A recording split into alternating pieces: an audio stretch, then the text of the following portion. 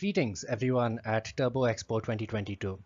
I am Riju Chatterjee. I'm on the verge of completing my undergraduate studies in mechanical engineering at the Birla Institute of Technology, MESRA. And I'm going to be presenting a semi-analytical model for high-speed rotor whirl prediction.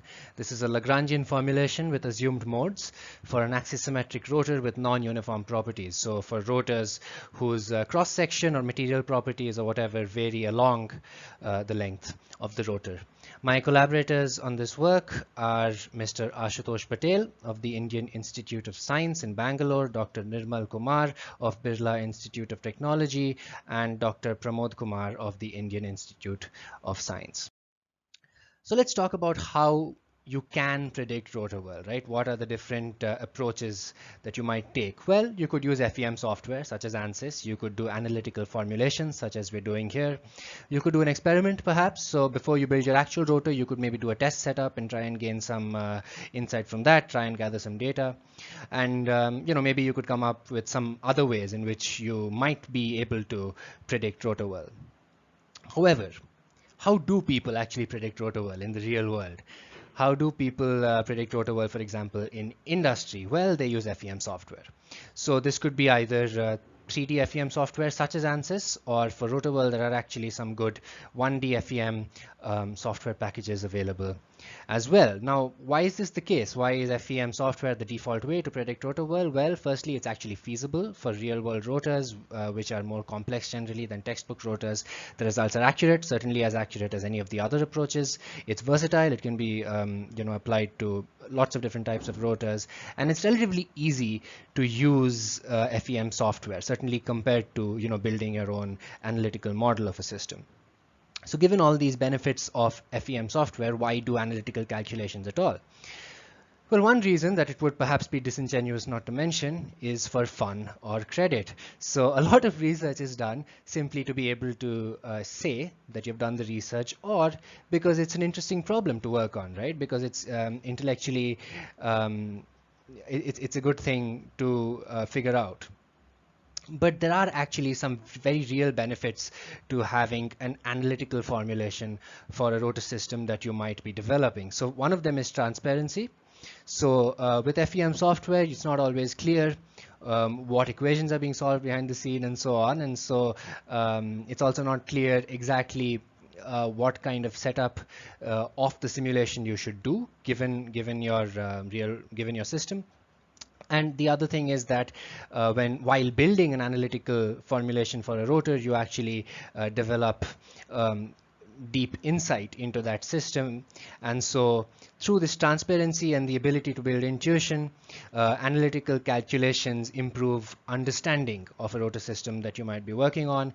And given that understanding, it leads to better designs, and the troubleshooting becomes easier when you understand the system better. So that brings me to the motivation behind this work, which is this supercritical CO2 Brayton cycle test loop at ISC Bangalore, which is being developed under Dr. Pramod Kumar.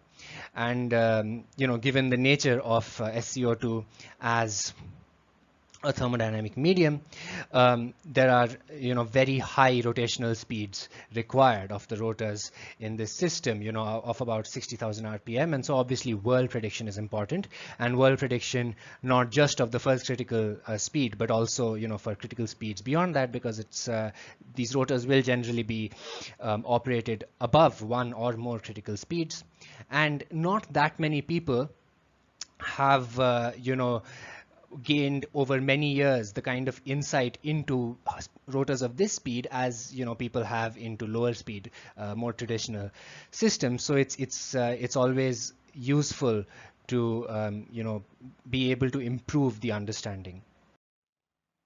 So let's talk about the bottom-up analytical approach. So this is when you start from scratch and you're modeling a system analytically, and we'll consider the Jeffcott rotor for this. This is a simple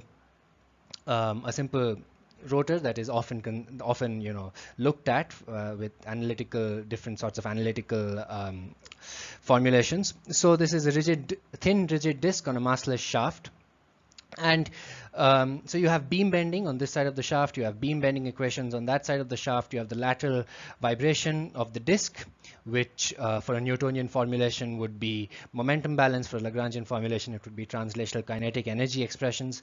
Then you have you also have the tilting and spinning of the disk, which is angular momentum balance or rotational kinetic energy expressions. You have the boundary conditions at the bearings, boundary conditions at the shaft disk interface, and then you have boundary condition at the other bearings.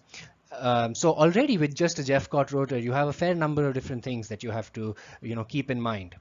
Now, say you want to refine the model a bit more and make it a bit more realistic. Well, one of the first things you might want to include is the effect of shaft mass, right? So then you move from just doing beam bending on the shaft to actually doing beam vibration, and you have to do this on both sides of the shaft.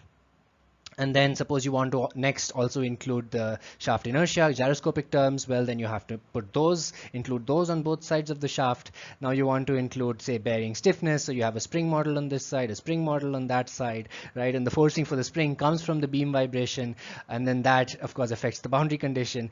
And so already with just this fairly simple rotor system, you see that you're juggling a lot of different things, right? So when you have a more complex rotor, it becomes often just kind of a fog of equations or a mess of equations, right? And then you lose a lot of that intuition and the transparency that is the advantage of such analytical solutions. And so this is what would happen with this SCO2 rotor that has been designed for the test loop. So you see that this is a compressor with impellers on either side, and you see there's a laminated core for windings, there's impellers on either side, the bearing races, the shaft is not solid all the way through, the laminated core is not a completely solid cylinder. So this is a fairly complicated rotor, and a bottom-up analytical approach would actually be difficult, and it would not be very helpful because it would be a fog of equations, right? So if not a bottom-up approach, well, what's the alternative? So the alternative might be to take a step back, right? To sort of have a more low resolution view of the rotor, because often the really tiny details are not that important. Okay, so think about this rotor, for example, that you see here. Well, one way to think about it would be, oh, well, okay, there's a bit of a shaft over here, and there's beam bending happening there, and maybe there's beam vibration happening there because it's slightly it's a slightly longer bit of shaft than some of the other bits of shaft. And then you have all of these disks, so you have equations of motion for this disk, and then you have beam bending here, equations of motion for this disk, and so many different systems of equations here that are, well, it's all one big system of equations. But and then you have this stiffer bit over here where essentially the effective diameter is larger, and then over here you have more boundary conditions, and you have this last bit of shaft where perhaps you have another beam bending expression. So that's one way of going about it, right? That bottom-up approach. However, you could also say this bit is bendy and heavy, right? Because the shaft in the middle is thin, but you have these big discs that are adding inertia, adding mass, and then this bit is stiffer and lighter, right? So this is kind of a bird's eye view or a low resolution view of the rotor, right? And so then if you look at the overall inertia of the disc, you might say that it kind of starts out low over here where the beam is thin, and then it kind of goes up, then comes to an intermediate value and goes down again, whereas the stiffness kind of goes to an intermediate value here because the discs will stiffen the rotor a little bit, and then it goes to a higher value where you have this higher diameter piece, and then it goes down again, right? So this is sort of a very broad strokes view of the rotor, which is, as we will see, often good enough, right? So here is our rotor model. As you can see, the rotor lies along the x-axis, and it has supports at S1 and S2, and the length of the rotor is little l. And we model the rotor using 4 functions of x. So the first one is rho a of x. This is the linear mass density. Then we have J a of x. This is the axial mass moment of inertia per unit length. Then we have EI of x, which is the flexural rigidity. And we have KAG of x, which is the effective shear rigidity. So with these 4 functions of x, we get a fairly good idea of what the rotor is like and what it will behave like. Okay, so now how could you approach actually obtaining these expressions? Well, first you could do it through direct global application of formulae. So this would be possible if it's a simple geometry like a cylinder or a tapered rotor or something. You might just be able to find a formula for all of these things in a textbook, right? Then it could be through piecewise application of formulae. So if you have a stepped rotor, for example, then you might be able to apply formulae to various parts, and then the all of these functions, rho a of x and j a of x and so on, these become piecewise functions. And then the last one, which is perhaps the most interesting, is by first calculating data points using formulae, or by finding data points from simulations, or it's even conceivable that you might find data points from experiments, right? Data points of things like linear mass density and rigidity, and then fitting curves to these data points. So I'll just skim over the Lagrangian formulation that we're using. We have 4 degrees of freedom for each point along the rotor axis. These are deflections in the y and z directions, and shear angles about the y and z axis. The potential energy is given by potential energy due to bending in the shaft, plus potential energy due to shearing of the shaft, plus potential energy due to deflection at the bearing locations. So PEB is the potential energy due to bending per unit length at x at time t, and you will see that I've subtracted the shear angle from the slope. This is because the shear angle, of course, doesn't contribute to potential energy due to bending. Potential energy due to shearing is given by this. Now the total kinetic energy is given by kinetic energy due to translation plus kinetic energy due to rotation. And once again, we have kinetic energy per unit length, and it's just basically half mv square. And then kinetic energy due to rotation is half j omega square, but we don't have expressions for j and omega yet. So that's the next step. We need to find those. However, before we find expressions for J and O, we need to talk about the orientation of a rotor element. So the orientation of a rotor element is defined using 3 rotations. These rotations are essentially from this 1992 paper by Choi, Pierre, and Ulsoy, where they showed that using these rotations and using a consistent reference frame, gyroscopic gyroscopic effects actually emerge organically from the equations. You don't need to add them separately. So here are the rotations. First, we have a rotation through theta z about the z-axis. Then we have a rotation through theta y about the once rotated y-axis. And then we have a rotation by omega st about the twice rotated x-axis. And omega s here is the externally imposed spin to the rotor. So it's an input to the system. And using this formula for rotation matrices, we can find the rotation matrices corresponding to each of these rotations, and then we can find the net rotation matrix R by multiplying them all together. And R, of course, is a function of x and t. This simply means that the rotation is changing, the orientation of the disk element is changing with time, and that different disks along the rotor have different orientations. Now, in addition to using this formula, or instead of using this formula, you could also find R1, R2, and R3 using these matrix transformations, which are probably familiar to some of you. Okay, so now to find omega and j, omega can be derived from r. I have not included the derivation over here, but it's in the appendix of our paper, because r, of course, gives the orientation as a function of time. And also omega is this, so this theta z dot times theta z dot in the z direction plus theta y dot in the once rotated y direction, and then omega s in the twice rotated x direction. And in both of those give this expression. Now J0, this is the length normalized moment of inertia tensor in the undeformed and stationary state. So the axial mass moment of inertia per unit length is JA, and then in the 2 other transverse directions, it's half of that. And so then you can find the moment of inertia tensor in the deformed and rotating orientation by simply transforming J0 with R. Okay, so now we have this expression for the rotational kinetic energy, and we have expressions for omega and j. However, omega and j contain r, and r contains sines and cosines of theta y, theta z, and omega st. Now, of these three, omega st is actually an input to the system, so we don't really care if there are sines and cosines, because we can simply substitute in the value and use that. However, omega y and omega z, that's not the case, and we don't want to have a transcendental equation. We don't want to have transcendental equations in terms of omega y and omega z. That's why we use the fact that they are small, and we do a Taylor expansion of KER about theta y and theta z.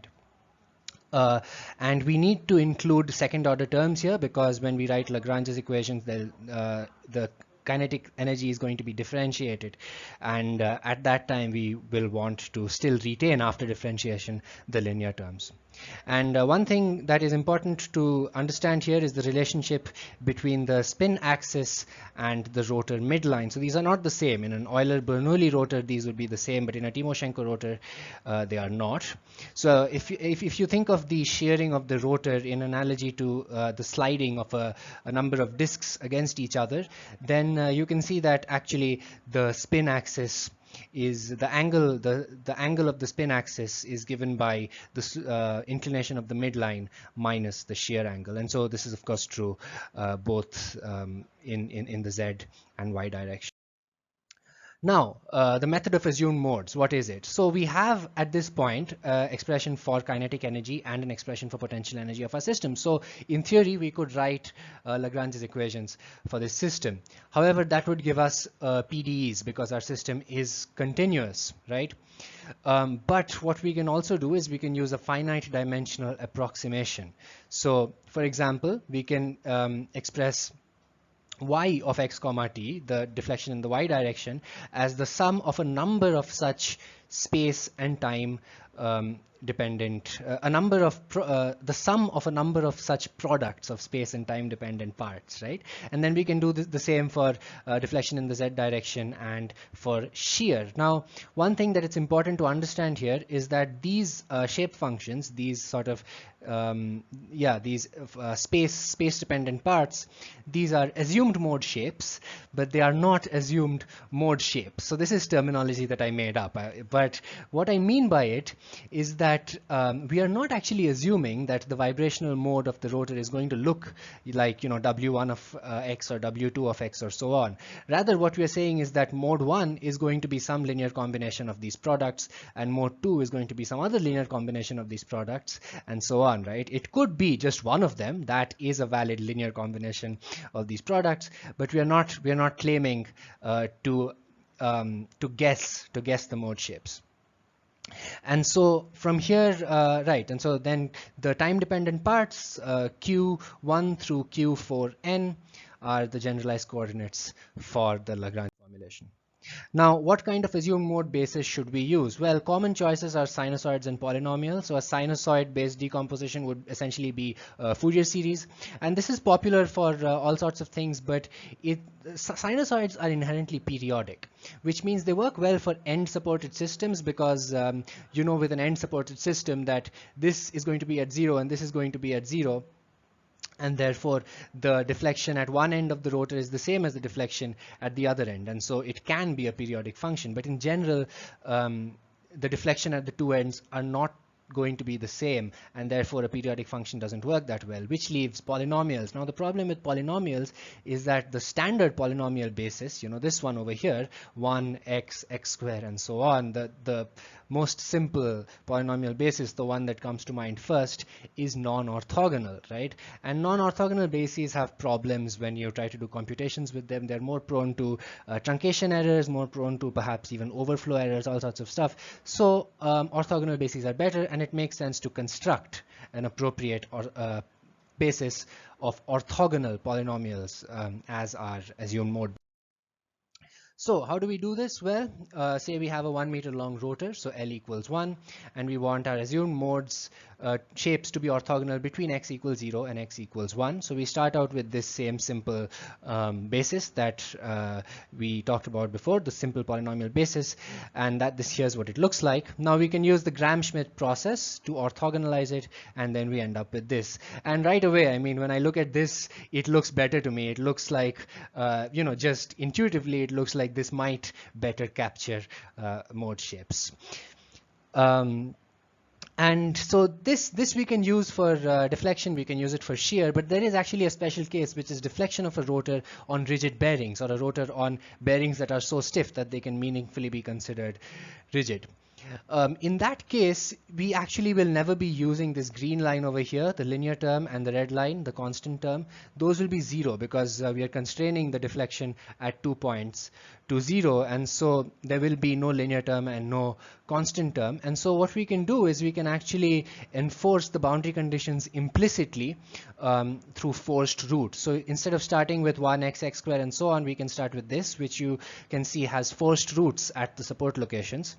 And so then we have this system, which if we orthogonalize it, we end up with this. And you can see that we have here the, since all the different assumed modes are 0, the deflection at these points can never be non-zero. And so the benefit of this is that we actually get 7th order accuracy with only 5 assumed modes, because if we had used a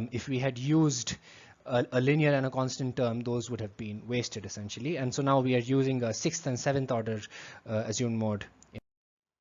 So here's a basic overview of the method. So you start, first thing you do is model the rotor by finding these different expressions.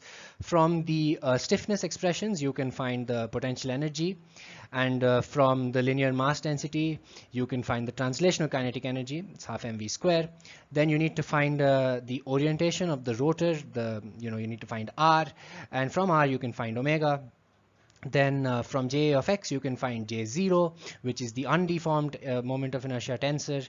Then you know R, so you can find the deformed moment of inertia tensor. And so from omega and J, you can find the rotational kinetic energy. Then you do an algebraic approximation to this, and you get the rotational kinetic energy expression that you're going to use. That, along with the translational kinetic energy, gives you the total kinetic energy of the system. And then now you have total and potential kinetic energies of the system. So you have an infinite dimensional system, essentially a continuous system that you could write PDEs for. However, we are doing assumed modes. So if for shear, we start out with a simple polynomial basis. For deflection, we need to ask, is it on compliant bearings? If it is, then we do the same simple polynomial basis. If not, we use forced roots.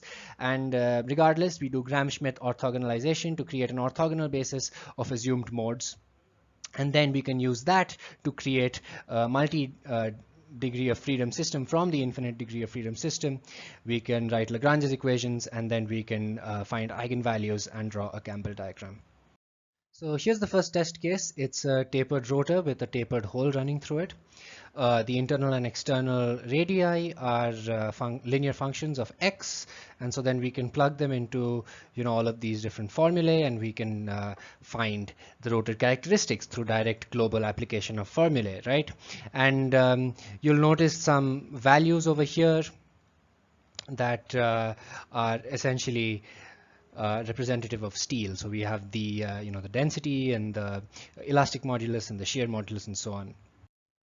And so we did this for rigid bearings, and you can see that using assumed modes and using ANSYS, we get essentially the same Campbell diagram, and these are the assumed modes used. So the deflection for deflection, the assumed modes used for deflection have forced roots, but the assumed modes used for shear don't have forced roots. And for compliant bearings, we tried for a number of different bearing compliances. The two are shown here, but on rigid bearings and for 3 different bearing compliances, the error, the agreement with ANSYS is within 2%. This is the second test case. This is a multi-stepped rotor.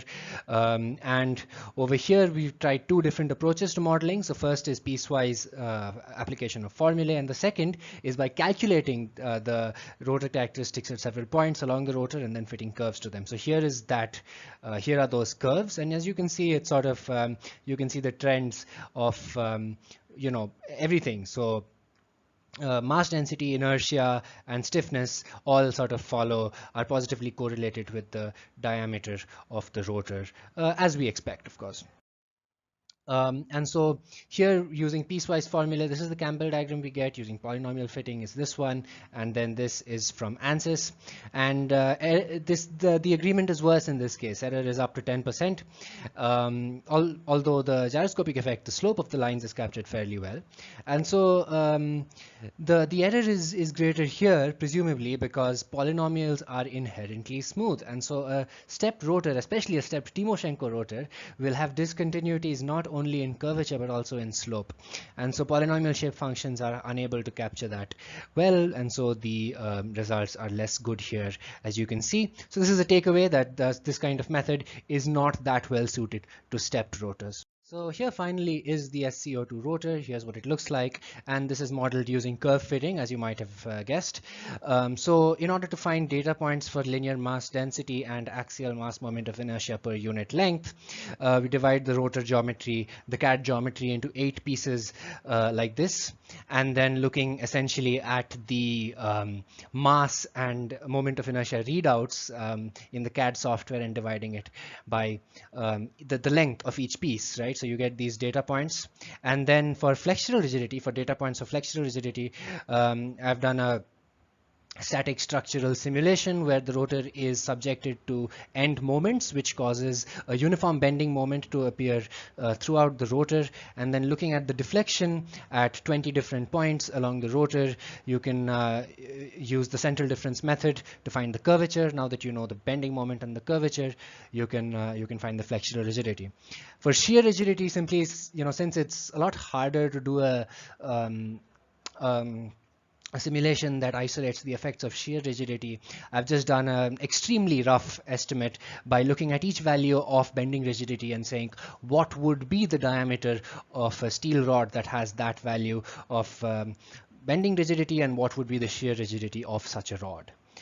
And so for the laminated section, I'm essentially basing the material properties of the laminated section, laminated core, on the findings of Garvey, Penny, Friswell, and Lees, and earlier of Garvey, who sort of characterize the vibrational behavior of electrical laminates, and both in general and specific to rotors. And so with all that, here's the rotor model that comes out of it by fitting curves to all those data points. And as you can see, the mass density and the inertia are sort of maximum in the middle, where the laminated section obviously contributes a lot to those, but the laminated section does not contribute much to stiffness, and so we can see that the stiffness in the middle is low and is actually highest